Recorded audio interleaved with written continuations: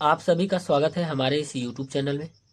तो आज की इस वीडियो में हम पढ़ने वाले हैं उपसंयोजक यौगिक। अब बोर्ड एग्जाम 2024 के लिए बहुत ज़्यादा इम्पोर्टेंट है, तो इसके बारे में हम देखेंगे। सबसे पहले हम आईपीएससी नाम लिखना सीखेंगे।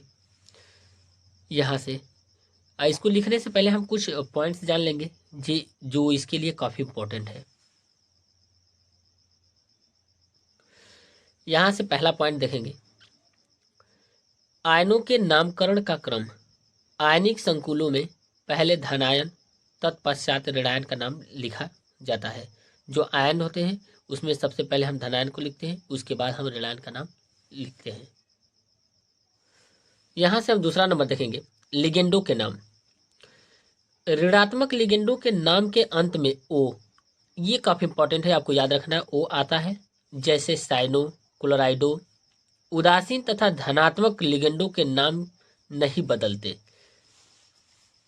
H2O के लिए एक्वा, NH3 के लिए एमीन, CO के लिए कार्बोनिल तथा NO के लिए नाइट्रोसिल लिखा जाता है। यहाँ पे थर्ड नंबर देखेंगे, लिगेंडों के नामकरण का क्रम। यदि किसी संकुल में एक से अधिक लिगेंड उपस्थित हो तो उसके नामांकित करने के लिए अंग्रेजी वर्णमाला क्रम का उपयोग किया जाता है, यानी अल्फाबेटिकल का हम उपयोग करेंगे। 4 नंबर है, लिगेंडों की संख्या का विवरण। यदि संकुल से जुड़े लिगेंड सरल है, जैसे क्लोरिडो, कार्बोनेटो, सल्फेटो आदि, तो उनकी संख्या उनके नाम से पहले, जैसे डाई, ट्राई, टेट्रा, पेंटा, हेक्सा आदि जोड़कर प्रदर्शित करते हैं। अन्यथा 20, 30 आदि का प्रयुक्त किए जाते हैं। यहाँ पे हम 5 नंबर देखेंगे। यहाँ से केंद्रीय धातु आयन का नामकरण। ऋणात्मक संकुल, इस प्रकार के संकुल जैसे PTNH3, PCl, यहाँ पे Cl5- में पहले लिगेंड को नामांकित करते हैं।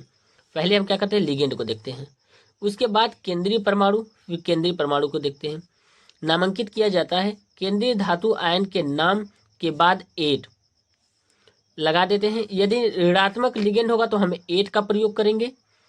अवस्था रोमन अंकों में, कोष्टक में संकुल के नाम से ठीक बाद बिना जगह छोड़े लिख देते हैं।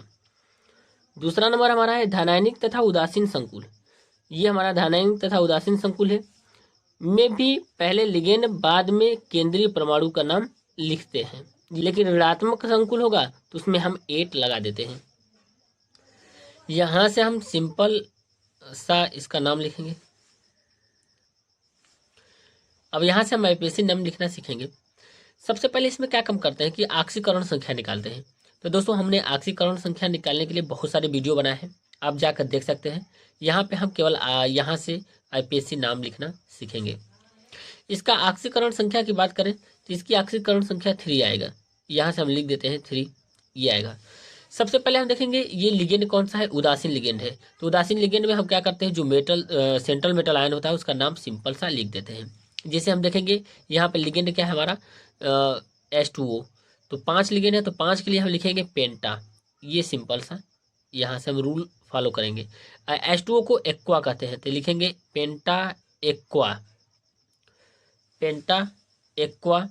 फिर उसके बाद हम देखेंगे ये हमारा क्या है, Cl है, तो Cl क्या है, नेगेटिव लिगेंड है, तो क्लोरिडो, तो यहाँ से लिखेंगे क्लोराइडो, क्लोराइडो, ये हो जाएगा क्लोराइडो। अब देखेंगे ये उदासीन लिगेंड था तो इसलिए इसका नाम सिंपल से लिख देंगे, इसका नाम है क्रोमियम, तो यहाँ से लिखेंगे क्रोमियम।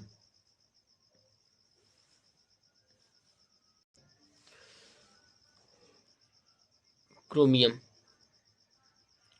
ये हो गया क्रोमियम। और यहाँ पे देखेंगे थर्ड है तो यहाँ पे थर्ड लिखेंगे, ये थर्ड हमने ऑक्सीकरण लिखा। और फिर इसके बाद हम लिख देंगे Cl है तो क्लोराइड, तो यहाँ पे लिखेंगे क्लोराइड, तो ये हो जाएगा हमारा यहाँ से आईपीएससी नेम पहला का। अब सेकेंड नंबर यहाँ से देखेंगे, इसका नाम लिखेंगे। इसकी ऑक्सीकरण संख्या हमारा होगा 3, तो इसका ऑक्सीकरण संख्या हमने निकाला तो ये आ गया 3। तो ऑक्सीकरण संख्या के लिए आप वीडियो देख सकते हैं प्लेलिस्ट में जाके। सबसे पहले हम देखेंगे यहाँ पे ये कौन सा लिगेंड है, तो ये हमारा क्या है, उदासीन लिगेंड है। तो उदासीन लिगेंड में हम क्या करते हैं, सेंट्रल मेटल आयन में कोई भी चेंज नहीं करते, वो सेम हम इसका नेम लिख देते हैं। तो सबसे पहले लिखेंगे लिगेंड हमारा जो है 5 है, तो लिखेंगे पेंटा, 5 के लिए लिखेंगे पेंटा। पेंटा NH3 को एमीन कहते हैं, तो पेंटा एमीन यहाँ से नाम लिखेंगे, ये हो गया पेंटा एमीन। और CO3 को बोलते हैं कार्बोनेट, ये निगेटिव लिगेंड है तो कार्बोनेटो हो जाएगा, यहाँ से लिखेंगे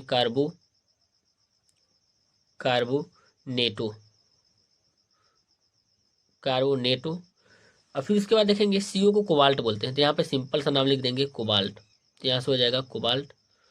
और फिर इसके बाद देखेंगे ये हमारा क्या है, ऑक्सीकरण संख्या 3 आया, तो यहाँ पे 3 हम रोमन में लिख देंगे। Cl को हम लिखते हैं क्लोराइड, यहाँ से क्लोराइड, ये हमारा ये IPAC नेम हो गया, पेंटा एमीन कार्बोनेटो कोबाल्ट 3rd क्लोराइड, ये इसका IPAC नेम हो गया। अब यहाँ पे 3rd नंबर देखेंगे, तो ये हमारा काउंटर आयन है, तो इसका ऑक्सीकरण संख्या हमारा 2 आएगा, तो यहाँ से रोमन में हम 2 लिख देते हैं। सबसे पहले हम काउंटर आयन का नाम लिखते हैं, तो यहाँ पे लिखेंगे पोटेशियम, सिंपल सा इसका नाम लिखेंगे पोटेशियम, ये हो गया पोटेशियम। यहाँ पे ट्राई पोटेशियम नहीं लिखेंगे, केवल पोटेशियम सिंपल सा नाम लिखेंगे। अब लिगेंड देखेंगे, तो ये हमारा क्या है, निगेटिव लिगेंड, तो निगेटिव लिगेंड में हम क्या लिखेंगे, यहाँ से CN को हम बोलते हैं साइनो, तो पेंटा यहाँ पे लिखेंगे पेंटा, 5 है तो पेंटा साइनो, CN को हम लिखते हैं साइनो, तो पेंटा साइनो, CN को हम कहते हैं साइनो, तो यहाँ से हो जाएगा। फिर उसके बाद हम देखेंगे NO को लिखते हैं नाइट्रोसील, तो यहाँ से लिखेंगे नाइट्रोसील,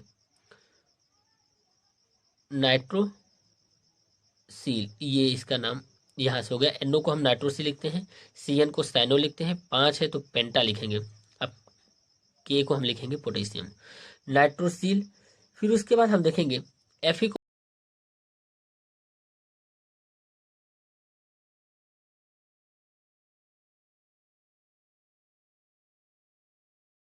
संख्या देखेंगे 2 आया है तो 2 लिखेंगे। फिर उसके बाद हम लिखेंगे H2 को हाइड्रेट बोलते हैं, तो लिखेंगे हाइड्रेट, यहाँ से नाम हो जाएगा हाइड्रेट। अब यहाँ से देखेंगे ये हमारा काउंटर आयन है FeCN6। पहले हम लिगेंड देखेंगे, क्या है हमारा निगेटिव लिगेंड है। ऑक्सीकरण संख्या के लिए आप वीडियो देख सकते हैं जाके प्लेलिस्ट में। सबसे पहले हम काउंटर आयन का नाम लिखते हैं, तो काउंटर आयन में हमारा क्या है पोटेशियम, तो लिखेंगे पोटेशियम, यहाँ से पोटेशियम। टेट्रा पोटेशियम नहीं लिखेंगे, केवल इसका नाम लिखेंगे पोटेशियम। फिर निगेटिव लिगेंड, यहाँ पे लिगेंड देखेंगे CN है और निगेटिव है तो हेक्सा लिखेंगे। 6 के लिए हम क्या लिखते हैं हेक्सा, यहाँ से हो जाएगा हेक्सा 6 के लिए। फिर हेक्सा साइनो, यहाँ से लिखेंगे हेक्सा साइनो, ये हो गया हेक्सा साइनो। अब निगेटिव लिगेंड की वजह से इसका नाम लिखेंगे, ये हमारा फेरेट, तो इसका नाम हो जाएगा फेरेट, तो यहाँ से लिखेंगे फेरेट। और कर्ण संख्या हम बताते हैं, इसका -1 होता है और यहाँ पे क्या होता है +1, तो कितना हो जाएगा, यहाँ से +1 हो जाएगा, तो ये हो जाएगा +4 और ये हो जाएगा -6। अब जैसे इसको माइनस करेंगे तो ये आ जाएगा हमारा यहाँ पे -2, तो x का मान आ जाएगा प्लस यहाँ पे 2। यहाँ से हम निकाल के देख लेते हैं ऑक्सीकरण संख्या। K का कितना होता है +1 होता है। Fe को हम मानेंगे x, सेंट्रल मेटल आयन है। CN का -1 होता है। अब यहाँ पे रखेंगे तो 4 × 1 प्लस x Fe के लिए, यहाँ से करेंगे +6 × इसका होता है CN का -1। इस पे एक भी चार्ज नहीं है तो हम क्या लेंगे 0। अब इसको हल करेंगे तो 4 + x - 6 = 0। x -2 हो जाएगा, -6 में से 4 को करेंगे तो -2 हो जाएगा =0। x का मान कितना आएगा +2, तो हम रोमन में कितना लिखेंगे 2। तो ये रहा ऑक्सीकरण संख्या, इस तरह से हम निकालते हैं। तो आई होप कि आप लोगों को अच्छे से समझ में आया होगा। यदि वीडियो अच्छी लगी तो वीडियो को लाइक करें, शेयर एंड कमेंट करना न भूलें।